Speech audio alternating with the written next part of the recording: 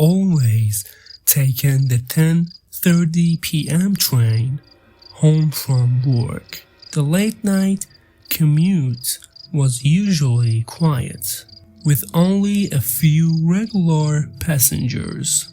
One night, as he boarded the train, he noticed an old man sitting alone in a corner, muttering to himself. Jake chose a seat far from him and settled in, ready for the familiar ride home. As the train pulled away from the station, Jake noticed something strange. The usual chatter of passengers was missing. He looked around and realized he was the only one in his car. The lights flickered, casting eerie shadows on the walls. Jake shrugged it off, thinking it was just a temporary power glitch. A few minutes later, the train slowed down and came to an unexpected stop in the middle of a tunnel. The lights went out completely, plunging the car into darkness. An announcement crackled over the intercom. "We apologize for the delay. We will be moving shortly." But the voice sounded distorted, almost sinister. Jake felt a chill run down his spine. He pulled out his phone to call for help, but found there was no signal. Suddenly, the old man from earlier appeared at the far end of the car. His eyes were wide with fear, and he started mumbling, They're coming for us." Jake's heart raced as he tried to make sense of the old man's words. Before he could react, he heard footsteps echoing through the tunnel. They were slow and deliberate, growing louder with each passing second. Jake's mind raced with possibilities. Maybe it was a maintenance worker or a security guard, but deep down he knew something was very wrong. The footsteps stopped just outside the door of his car. Jake held his breath, straining to hear any sound. The door creaked open slowly, and a figure stepped inside. It was tall and shrouded in darkness, its face obscured by a hood. The old man screamed and ran to the opposite end of the car, but there was nowhere to go. Jake watched in horror as the hooded figure moved silently towards the old man.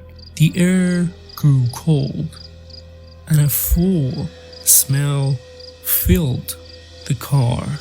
The old man's scream turned into gurgles as the figure reached him. In a flash, the old man was gone, leaving only a dark, wet stain on the floor. Panic surged through Jake. He had to get out. He bottled towards the next car, throwing the door open and stumbling through. To his dismay, it was filled with the same dark figures, all turning their heads to face him. Their eyes glowed a sickly yellow in the dim light. Jake backed away, but the door behind him slammed shut. trapping him inside. The figures began to move towards him, their movements slow but deliberate. Jake's mind raced as he searched for an escape. He spotted an emergency exit window and rushed towards it, fumbling with the latch.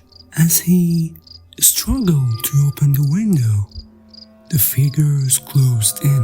One of them reached out, its bony fingers grazing his shoulder.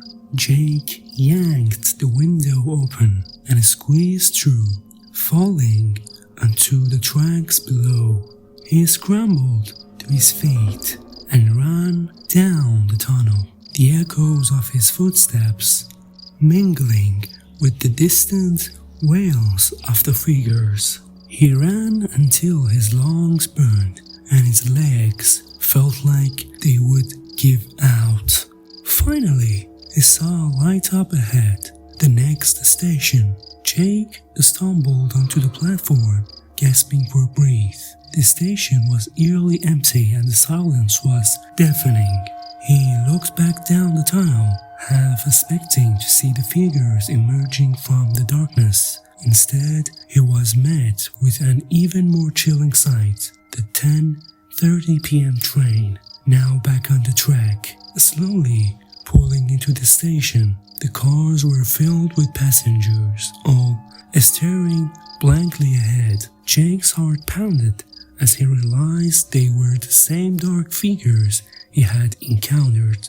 He backed away, but the train doors opened and the figures began to pour out, moving towards him with outstretched hands. Jake turned and ran, but the figures were relentless. He could feel their cold breath on his neck, their fingers just inches away. Desperation fueled his sprint as he spotted an exit sign. He burst through the door, emerging onto a deserted street. The night was still and silent, but Jake knew he wasn't safe. He kept running, the memory of the train ride haunting his every step.